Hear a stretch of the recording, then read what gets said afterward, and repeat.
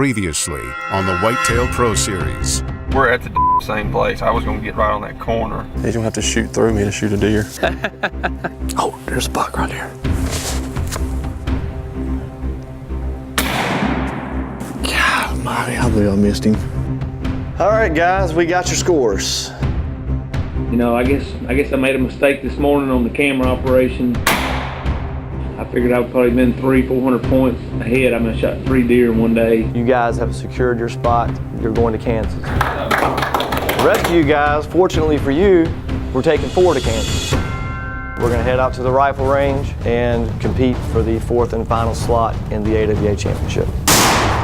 The way you handle that scope on that gun is gonna play into this scenario. I got a problem. I didn't have it on video.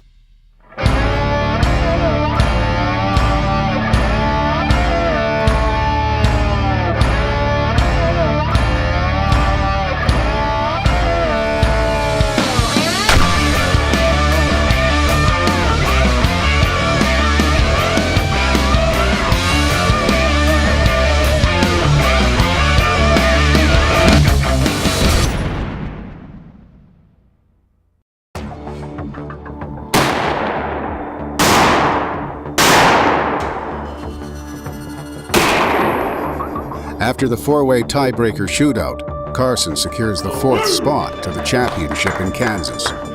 Now it's up to Dennis, Chad, and John to compete for the title of the Roblin's Neck Invitational. But on his way out to hunt, Chad runs into Robert, who gives him the lowdown on the outcome of the shootout. I'm gonna go pull my stand, and Carson's, he got 4th place. He come down to me and him, we both hit the target, and then they took the time. I hit it in 8 seconds, and he hit it in 6 seconds. So he got me about 2 seconds. Carson is going to Kansas. So it's going to be me, John, Dennis, and Carson. I think I can take him. Chad is a 2-time Field and Stream National Ultimate Outdoors champion, and I think John's competed in it as well as the Buckmasters Ultimate Outdoors, and they're both very experienced and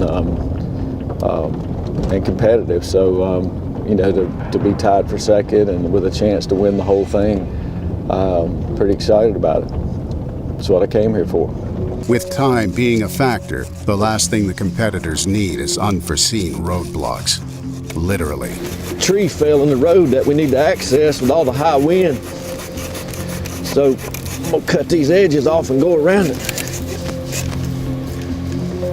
After making his way through the road hazard, Dennis finally arrives at his hunting location.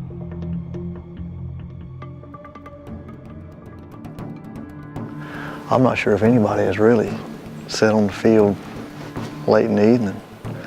So I'm gonna come over here and check it out, walk up here about halfway on this top of this hill so I can see more of the field, and maybe sit here for about an hour or so, see what happens. Deer? That's turkeys. I seen that deer track, but I see turkey track there. I start saying, looks like 2 of them might have threw down here in the road. For this afternoon, Chad's first option is to hunt a bean field, which is a primary food source for deer.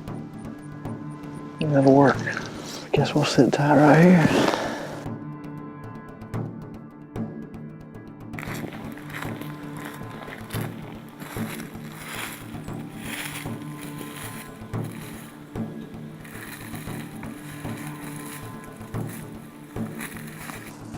We were down there, but the wind shifted on me, so we came down here.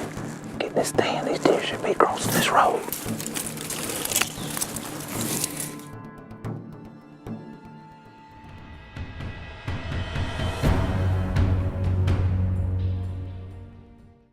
Dennis catches a doe coming out from the tree line. He takes aim. Still ahead on the Whitetail Pro Series. There's a doe right there, just walked out of the woods. Your order of finish today will determine the winner of the Roblin's Neck Invitational. So congratulations to our 1st place finisher. In this AWA competition, we're firing blanks. Otherwise, I wouldn't be shooting across the road. There's a lot of logging roads on this private property, and that's the only reason we're shooting down these roads. Chad's first spot at the field didn't pan out, so he relocates to a familiar place where he saw deer on the first day. This time, it pays off. There's a doe right there, just walked out of the woods. John's miscue with the scope on the first day lost him big points on 2 mature bucks that would have easily put him in the lead. She's coming right towards us. She's feeding on those acorns. I'm about to let her turn so I can get a broadside shot. Before the deer moves into position, John also takes a moment to check his scope settings so that he doesn't make the same mistake as before. Focused now. All right, I got her in focus. There she is right there. Here we go. Taking the shot right here.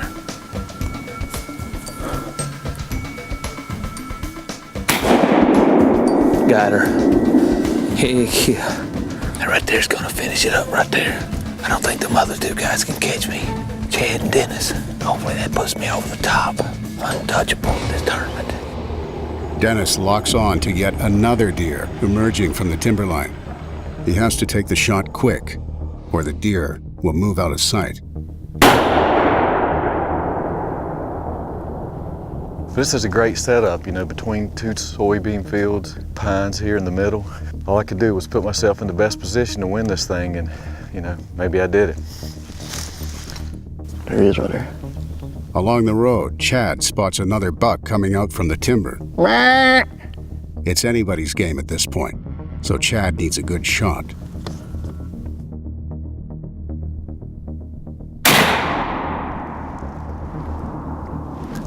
I got that one.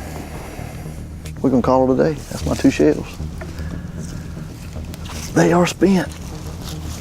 I know I heard one other shot came from John and Dennis's direction. I don't know which one it was. But let's see how it falls out. It's been about an hour after we shot that doe.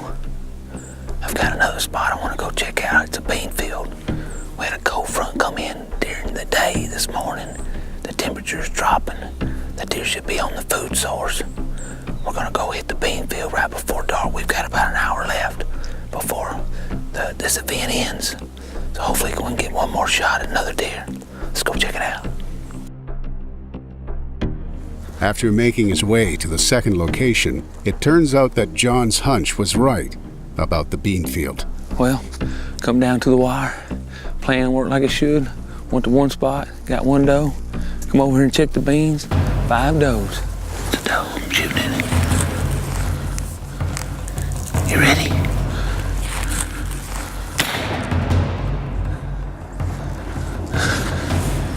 Smoked. It's 2 of them, baby. That's how you finish the competition off right there. Spot and stump, baby. South Carolina. Hey, took the lead doe, biggest doe, mature doe. If that doesn't put me over the top, something's wrong, baby.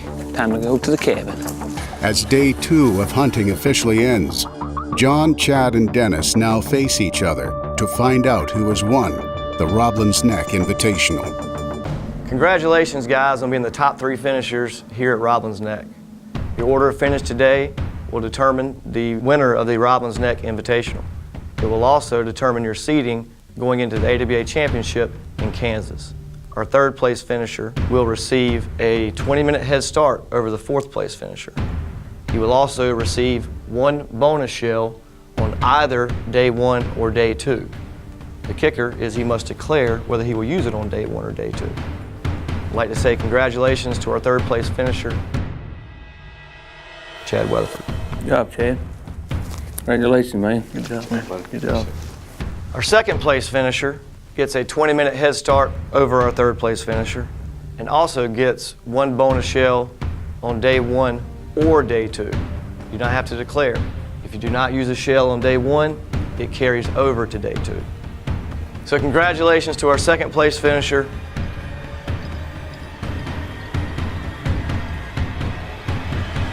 Dennis Moser. Good job, Dennis. Congratulations. you, man. So John Stanley, that puts you as champion of the Roblin's Neck Invitational. Congratulations, buddy. Oh, it feels good. John, that's going to give you a 20-minute head start in the championship over Dennis in second place, and will also give you a bonus shell on day 1 and day 2 of competition in Kansas. Sweet. Congratulations. Yeah!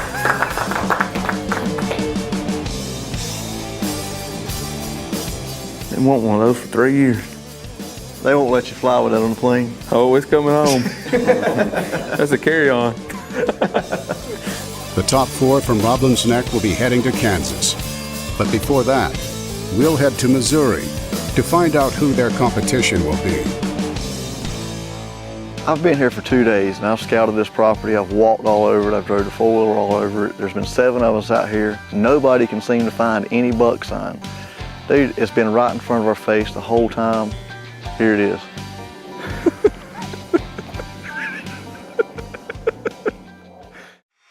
We're at the second event for the AWA Whitetail Pro Series. For this leg of the competition, we'll be stationed at the State Line Bone Mine in Luray, Missouri. The Bone Mine is a taxidermy shop that gets part of its name from, well, being located on the Missouri-Iowa border, where there's an abundant turkey population and no shortage of deer either.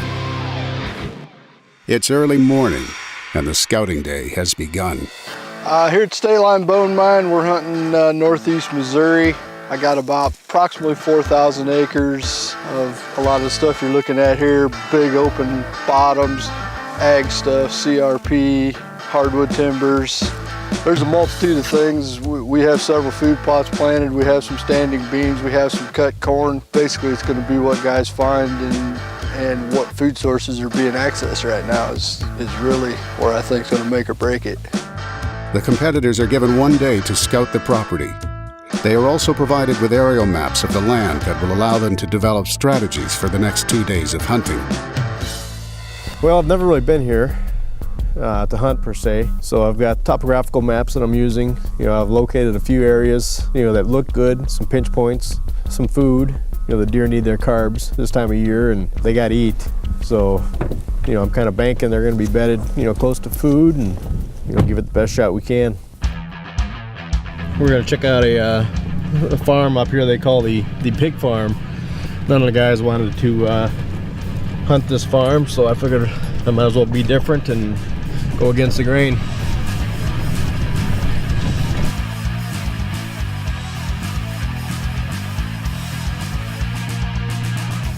Well, what we got here is a cut cornfield. I haven't really scouted it much. Up here we're getting kind of a bird's eye view of the property, and from what we can tell, early observations, looks like a pretty primo spot. What I'm going to do now is I'm going to drop a pin on my GPS since I've never been to this location, and just allows me to get back here in the morning, first thing before light and get set up without any problems. I think we'll see some deer here. Hopefully this place will be my ticket to Kansas. Well, today's day 1 of the AWA Whitetail Pro Series, the scout morning. I left out of here this morning way before daylight and came and sat right here and parked my truck. And I found probably 100-acre field over here that's got standing beans in it. And I sat in my truck and waited till it got good light. And I walked across there, and if you'll notice, I tied a flag on the edge of the bean field where you drive in, hoping that people would see that and understand that somebody's hunting there. AWA rules are 100 yards away from each other. Well, we started scouting today. Never seen the property before. Kind of looked at some maps to begin with, looked at the whole area, try to pick a spot maybe that everybody else wasn't going to go, and then that very rarely ever works. We are following Chad over to 160 acres. I've already got more places to hunt, but if I make the finals, then I'll come up short not having enough places. So I'll go over and look at this, and if it looks really good, then I'll probably put a blind up. Well, it looks like he showed us 160 acres of soybeans that have been cut. Already one guy's got a couple blinds set up on it down here on this west end heading back in the timber. I'm gonna get in my truck and drive down the edge and see what I can find. I myself think this place will be very hard to hunt in the morning. That's the deal about this competition is you don't actually have the time to scout this stuff out real well. So far on the scouting day, I mean, guys looking at aerials and going from that, they've, for lack of a better term, I'm seeing guys focus on the obvious. I mean, they're hitting some spots that they should definitely hit. And I'm starting to see some guys branch out and hit some of these smaller areas that I think may be the make or break. We're going to a place that I looked at this morning. There's a couple of draws that I want to pay attention to and see if we can find any better sign. And I'll pull one of my stands and relocate it if so. But if not, I've already got 3 good stands. I'm ready to rock and roll tomorrow morning. We just established a pretty good travel corridor right here, coming off of a existing fence row. And with all this cedar in here, it's a prime bedding area. Just some young does coming through here. Oh, there they go. In the field. We just bumped a couple of does walking down into this cut bean field. They blew out pretty hard. They're not going anywhere. They're gonna stay on this. So maybe we didn't do too much damage. We'll see in the morning.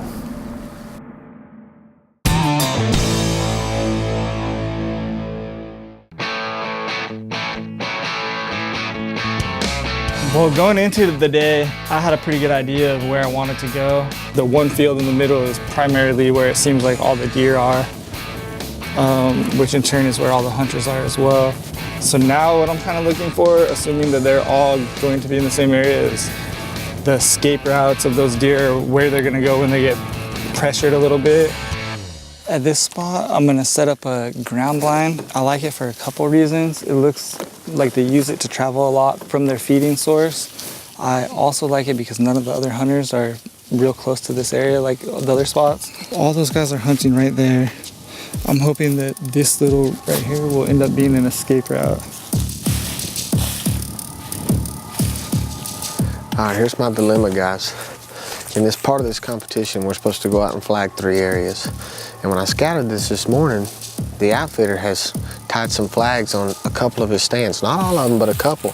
So what I'm trying to figure out is did another competitor tie this on here? When I was here this morning, there was fresh snow on the ground and there was no boot tracks around this at all. I'm gonna find out from the outfitter if he flagged this or if another competitor did it, then I'm gonna back out. That's the right thing to do. Yeah, it's not mine. I've not ever put anything on there. Okay. Well, I'll back out unless I find different. If nobody's hunting it, I'm gonna hunt it. But if there's somebody already tied up in there, I'm not gonna mess with them. That's a bummer, dude. We just found a great spot, and I was really anticipating hunting it later in the week when they got some pressure and start pushing some deer out the backside over there. But it sounds like somebody beat me to it. So if they did, I'm gonna do the right thing, just back out and let them hunt it. It's not fair to run up in on somebody like that. So I'll ask the guys when we get back and check with them all, and if somebody did indeed tie that flag on there, then I got to go back out here after lunch and find another place to sit, man. We're in northern Missouri, right on the border of Iowa and Missouri. It's late season, so the rut's over with. I'm looking for food sources right now. I'm really trying to find the food source they're keying on because there's cornfields and stuff everywhere. There's about a 5-acre standing bean field on the south end of the property. And I figured everybody's gonna be there this morning, but the only person that found it was Andy. I'm hoping I didn't make him mad at me, but I'm pretty sure I made him mad at me because I went right to the funnel part of it, put my setup on there, and I think he's planning on hunting the field himself. Well, here's this bean field that I've been talking about. And here's the flag that I hung this morning at daylight that Mr. Brandon drove right by here to get to the bean field. And it's about 100 yards long. And I was anticipating setting up down here on the end of this field and catching these deer coming out of this drainage behind me. Andy's trying to sneak in and sneak out like a deer hunter's supposed to, but this is a whole different game when, you know, we're all hunting here to win. So I'm going right to the spot. The deer know we're here. There's gonna be 6 other guys go across that bean field this morning. I wanted to be the first one across to get my spot in and get out. Them guys are gonna walk all through it. It doesn't matter. I'm not here to sneak around this morning. I'm here to claim my spots and hope for the best. I've saved the maps from Google Earth on my phone. I'm gonna go in here and check this funnel out and see if there's any good sign in it. But right now, key is that bean field. I'm surprised. I wouldn't be surprised if everybody is all on that bean field. There's so much more sign down there. If I know Andy, he's a good enough hunter, he's gonna get in way before daylight where he doesn't spook them. Man, I'm gonna piss him off if I hunt in there though. And I'm kind of embarrassed really how much noise I'm making in here. Everything's dry, them deer can hear me, they heard me coming from a mile away. I normally never do this. I never walk into thickets like that. But I have to see what's in there. Usually I'd hunt the edges of it, but I gotta figure it out. That's the only way you can win it, figure out where the deer are at. Man, they're using that pretty hard. And that's what we gotta do. This is a whole different game than hunting at home. Next time on the Whitetail Pro Series. This competition's one in itself. There's nothing else like it. When it comes down to taking that trophy home, everybody wants to take it home. I'm gonna go set up right on top of you. I didn't know I was gonna make Andy that mad. This is a gentleman's sport. This ain't a motorcycle race. We cut people off. I hate losing at anything. You know, it's a challenge. You know, that's why we go to different places in the States to do this. I'm pretty intrigued to see what these guys are coming up with on their own. He don't want to give, and I promise you I'm not going to give. I have a feeling it's gonna take all the fun out of deer camp. For more information about the Whitetail Pro Series or to become a member, visit awapro.com.